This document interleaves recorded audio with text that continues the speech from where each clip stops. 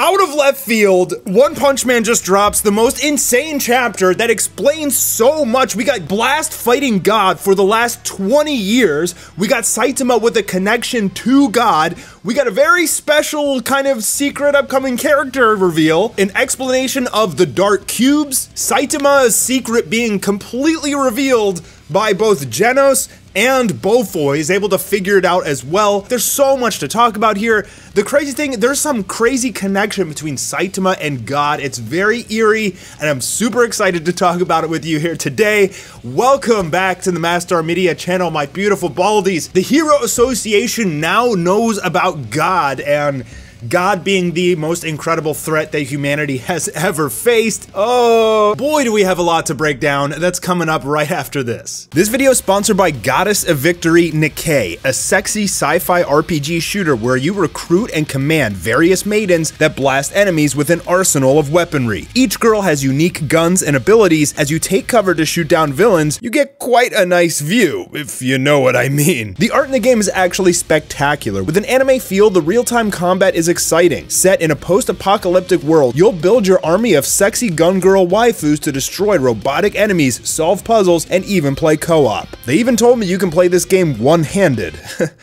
I wonder why. While you're supposed to pick the most optimized team of waifus for each battle, I just chose the sexiest girls I could find and still did great. Also, I chose the Japanese dub, which has famous voice actors like Kana Hanazawa. You can turn on English if you like to, and the English voice actors are actually pretty good. There will be a Nikkei Global Creators Competition soon, and that's really going to be your opportunity to shine. Look into their official Twitter for more details. Download Nikkei now for some free launch rewards, including 110 pools plus 2 popular super secret rares and 1 popular secret rare. Use my code NikkeiLove. You can download Goddess of Victory Nikkei for free right now with my link in the description. So for the cover page, we have Genos, Flashy Flash, Amai Mask, and Zombie Man, and you'll see that they are pretty much the main focal points of this chapter. As in the Hero Association, later they will be discussing God, the battle with Garo, and Saitama. But as we saw in the end of the last chapter, Saitama went up against Beaufoy's Hero Association Defense Force, this army of robots ranging in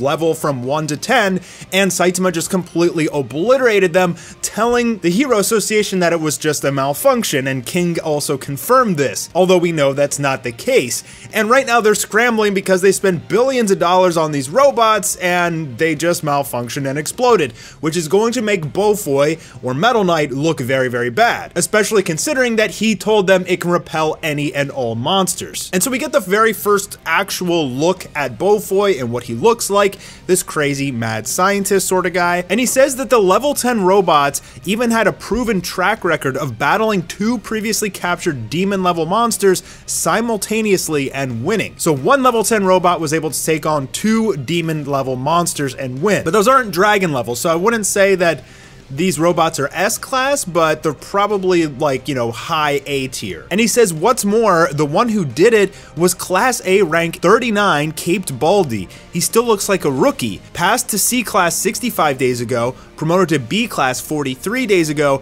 and promoted to A-class 2 days ago. That's fast. So he breaks into the Hero Association database and starts looking at Saitama's accomplishments, and basically finds out that he assisted in all of these major events that went down, like the Meteor and Garo and the Sea King, etc., which we know as the audience was actually his achievements. But Beaufoy is highly intelligent, and he's figuring out here that he's probably as strong as an S-class, if not even stronger. I don't want him to become an enemy of mine, so I'm gonna keep my eye on him. So now we have the S-class meeting with some top officials in the Hero Association. They're saying that this encounter may be the prophecy. They're saying that there were numerous reports of unexplained phenomena during the recent mission to wipe out the Monster Association, and additionally there's a lot more monsters popping up randomly, as well as people turning into monsters. So he says that there's a high probability that the Earth is in trouble prophecy has come. And they're trying to keep everything secret here among the S-class because they don't want people to mass panic if they find out that they could just turn into monsters at any point. And Amai Mask is kind of chiming in here, and the funny thing about this whole conversation is Amai Mask is a monster. We've seen this in various elements throughout the story, being ripped in half, regenerative properties, kind of transforming. And yeah, I mean, he's talking about, wait, can you walk me through this for a sec? You're saying anybody could turn into monsters. but he knows that, you know, he is a monster. Not many people know about his secret, but he is pretty much a living testament to everything that's going on right now. Okay, now we get to some really interesting dialogue here where Zombie Man is asked about Homeless Emperor, and Zombie Man starts to talk about God and how Homeless Emperor was given this divine power. And this shocks everyone as he goes on to explain that after Homeless Emperor was like talking to God, he turned into ashes and dust, and he just kind of vaporized. And Flashy Flash thinks this is interesting because he encountered God with Saitama and Minako. He said that that thing was trying to grant us power, and it said that if the vessel was not worthy, they would face forfeiture. He's also telling him that it was telepathic. So they're already tying in how this telepathy that God has to be able to communicate with his subjects, or at least people that, you know, he wants to turn, is something that we have to take note of, because it's clear here that if God was talking to Flashy Flash and Saitama telepathically, he was probably talking to Homeless Emperor too, which also means he not only has the power to turn you into a monster, but he has the power to just instantly kill you as well. So Sitch mentions Blast, and then everybody's like, you know something about this, don't you? And now what we find out is that Sitch is one of the few people that has had the knowledge and communication with Blast this entire 20 years that he's been missing. Because he says for the past 20 years, Blast has been continuously fighting God, this God you all encountered. And it's like, oh, like, damn, like, oh, let's go, like, tell me more. He, his partner, and a group of many other collaborators, they were searching for these mysterious cubes that could turn humans into monsters. And that's when we get this crazy panel. I did not expect this drop. This is wild, and I'll talk about it at the end of the video because it is spoilery stuff, but if you are familiar with the webcomic, this is a huge deal. Sitch goes on to explain that these cubes have been handed down over time as kind of a communication device with God. Blast has been collecting them and together with his collaborators attempting to analyze them. And Blast did tell us this when he bumped into Saitama for the first time, that he's been going around the earth collecting these cubes. And we've had a lot of theories about, you know, these cubes and what the whole meaning of them is, where they come from, how many are there. And so for the past 20 years, Blast has been the main one on the war against God front. And then Sitch says, finally 2 years ago, while Blast was battling Elder Centipede, he came into contact with God directly. And this is wildly important. This page is probably the most important page of the entire chapter. First of all, we get an explanation of the battle between Blast and Elder Centipede. So if you remember all of the lore with Elder Centipede, he went into hiding after he fought Blast. Nobody could harm him except Blast. And I guess we find out here why Blast didn't finish off Elder Centipede. That's because his battle was interrupted by God coming into contact with him. You can see like this giant, weird, eerie Jupiter moon like coming out of the sky. Is that his head? Probably. It's like, it seems like it's his head poking through the clouds or something like that. But Blast here is definitely all bruised up from his battle with Elder Centipede. So whether or not he had the, you know, actual ability to defeat Elder Centipede here or not, I don't know. But Blast did hurt him and made Elder Centipede go into hiding. Now God tried to grant Blast power. Could you imagine? I mean, Blast is already so damn strong. We're kind of thinking like maybe he took the power of God and he's just was able to like remain himself and be a good guy and get the power, but not turn into like, you know, a psycho. But Sitch here is telling us that Blast refused the transaction of power, so it appears that God tried to give it to Blast. He was able to just mentally break through and not take God's power. Sitch also says that none of the Hero Association's sensors could detect this God, and this is something that we've seen eerily. Like God kind of moves through like these parallel dimensions, or he communicates from somewhere else. Even Saitama couldn't see God as he was like walking on the earth going up to Garo to give Garo power. It appears that, you know, Garo might have been able to see him as he was kind of like levitating up to the insane like giant God sphere. So it's interesting. I don't know how this works, but Blast apparently can see God better than anyone else, I believe. I mean, it also seems like he's in tune with God's telepathy, because as soon as God started talking to Saitama and Flashy Flash, boom, Blast showed up. As soon as God tried to grant power to Tatsumaki, Blast showed up. So there's something special about Blast. I guess it's because of his, you know, interdimensional capabilities. I guess that's his inherent power. That's not something that he earned from God, but that kind of attracts him to God. Okay, so we get this picture of Blast and he's like all bloody and everything.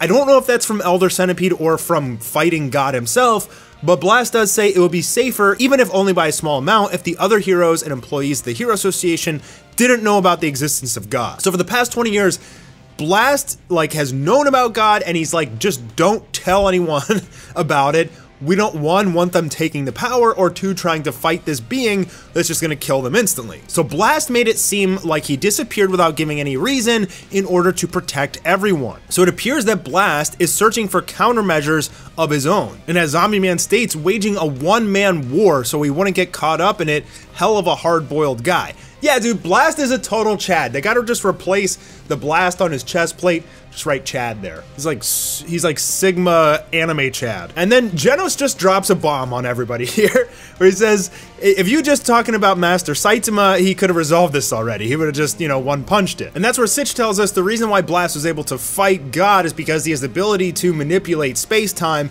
and no other heroes can do that. And Genos is like, oh yeah, is that so? This is from the future. Genos goes on for 4 hours and puts everyone to sleep, telling them the entire story of Garo vs. Saitama, how they went to Jupiter, and then Saitama used time travel and saved everyone. Maybe if Genos just followed Saitama's 20-second rule, he might have got through to them. But because the story's so ridiculous and absurd, they don't really believe him. No, one little like funny tidbit panel here. So Second Guard is saying like, oh, you're saying he blew up Jupiter and rewound time? Like, that's a little bit out there. And then Flashy Flash says even the King has supposedly only managed to use the moon as a punching bag. And everybody thinks King is the strongest. What they're talking about is that crack, that ripple in the moon, this we especially saw a million times over the last arc, that Boros knocked Saitama into. And then Saitama just jumped out of it, making it even more cracked, I guess. But the point of it is, everybody is explaining that giant crack in the moon as King using it as a punching bag at some point. So they're like, okay, let's talk to Saitama about this. Did he really defeat Garo? And Genos is like, well, thing is, he doesn't remember any of it. Which I'm not 100% sure still that, like, he doesn't. He might just have been playing kind of dumb. So Zombie Man's then like, okay, well, let's go talk to Garo then and ask him, did Saitama beat you?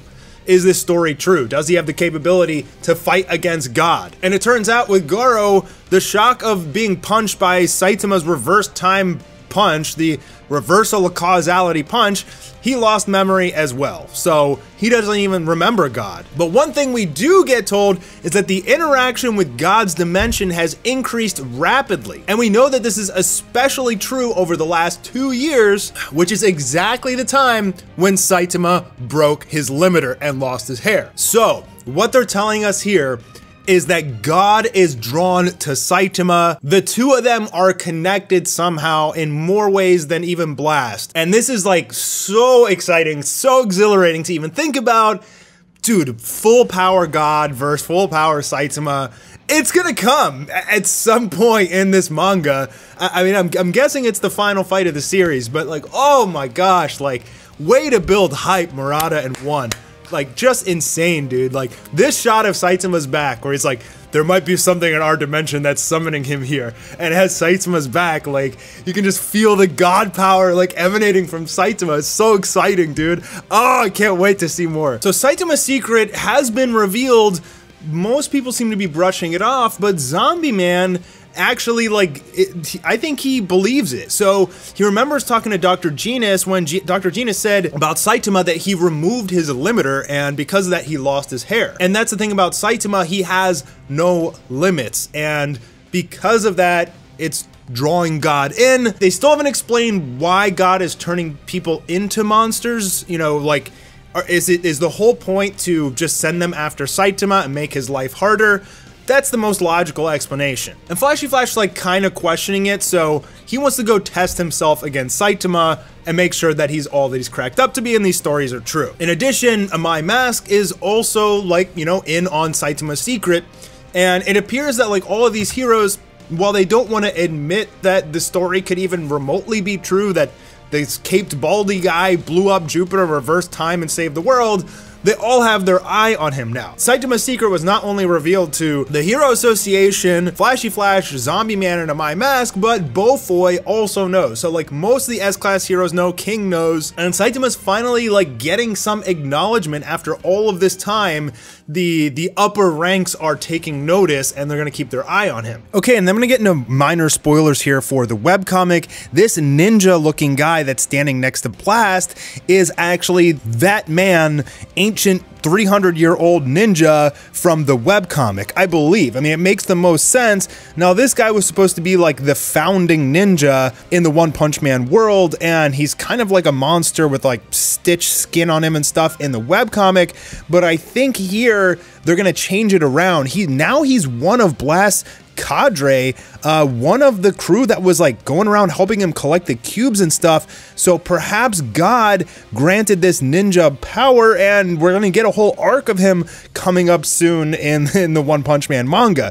An evil founding ninja infused with God power, that could be insanely exciting. Either that or he's just out there in space helping Blast and he's been rewritten, but we'll find that out eventually here in the manga. So this chapter was just so cool, man. I have so many more videos to make talking about this chapter, but I gotta tell you guys something weird that just happened. I just lost monetization on my channel for like probably like a week. It was just like a goofy glitch that kind of like happened in the back end as I was changing some settings in AdSense, and I'm working with YouTube support now to fix it, but like, long story short, I'm not gonna just keep pumping out videos when I can't put ads in them. I couldn't put ads in this one, but had to review the chapter. I hope you guys enjoyed it, and I'll see you in a week, hopefully less. I get my monetization back. I want to make videos talking about his connection with Blast and God and Saitama again. There's all sorts of videos I want to make, you know, Blast 20-year battle with God being drawn to Saitama. There's tons of cool videos and content I want to make, but I'm gonna wait for the monetization to come back to my channel, and then I'll just unload on you guys. So hope you enjoyed the video, and I'll see you guys in the next one. Don't forget to check out Goddess of Victory, Nikkei.